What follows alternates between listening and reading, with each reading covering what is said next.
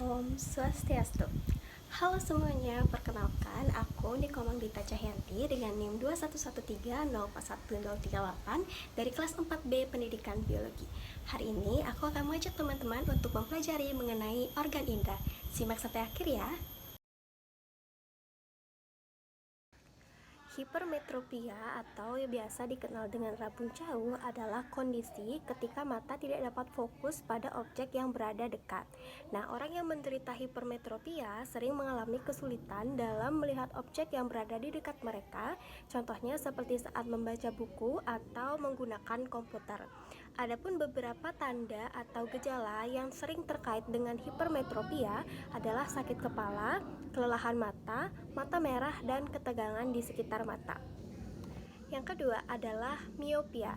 Nah, miopia juga biasa dikenal dengan rabun dekat, di mana kondisi ini adalah ketika mata tidak dapat fokus pada benda yang berada jauh. Nah, orang yang menderita miopia sering mengalami kesulitan dalam melihat objek yang berada jauh dari mereka, seperti saat mengemudi atau menonton pertandingan bola. Adapun beberapa gejala dari miopia ini adalah sering merasa silau, cepat lelah pada mata, dan sakit kepala.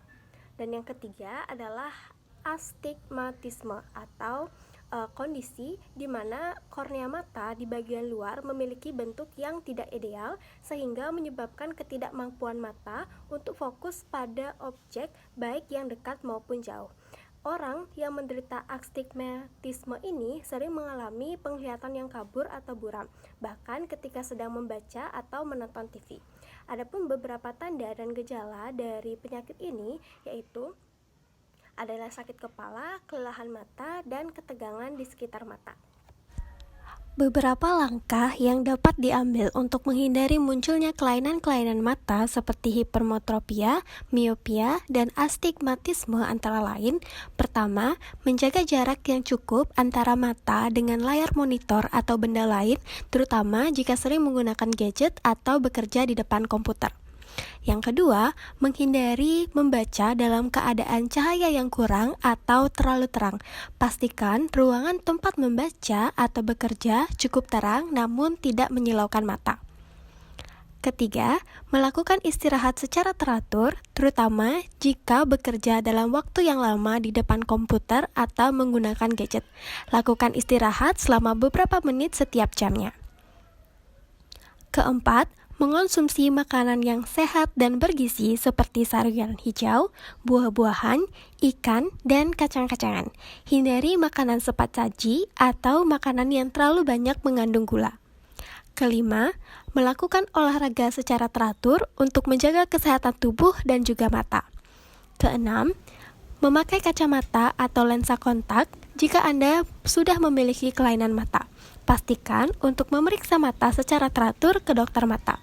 Dan yang ketujuh, menghindari merokok dan menghindari kontak dengan zat-zat berbahaya yang bisa merusak mata. Beberapa aktivitas yang beresiko tinggi untuk memunculkan kelainan mata miopia antara lain, pertama, terlalu banyak menghabiskan waktu di depan layar gadget atau komputer tanpa melakukan istirahat yang cukup. Hal ini dapat menyebabkan ketegangan dan kelelahan mata yang pada akhirnya dapat memicu perkembangan miopia. Yang kedua, kurangnya paparan sinar matahari atau kebiasaan menghabiskan waktu di dalam ruangan yang gelap. Paparan sinar matahari membantu tubuh untuk memproduksi vitamin D yang diperlukan untuk menjaga kesehatan mata. Kurangnya paparan sinar matahari dapat menyebabkan kelainan pada pertumbuhan dan pengembangan mata termasuk miopia. Yang ketiga adalah faktor keturunan. Jika ada riwayat keluarga dengan miopia, risiko untuk mengalami miopia akan menjadi meningkat. Beberapa faktor yang dapat menyebabkan bertambahnya risiko untuk memunculkan kelainan mata hipermetropia antara lain, yang pertama, pertambahan usia. Ketika usia bertambah, kemampuan mata untuk berakomodasi dan memfokuskan cahaya akan berkurang, sehingga meningkatkan risiko terkena hipermetropia. Yang kedua adalah penyakit tertentu seperti diabetes atau hipertiroidisme yang dapat memengaruhi kesehatan mata dan meningkatkan risiko terkena hipermetropia. Ketika seseorang Mengalami hipermetropia, hal ini berarti mata tidak dapat memfokuskan cahaya dengan baik pada objek yang berada di dekat.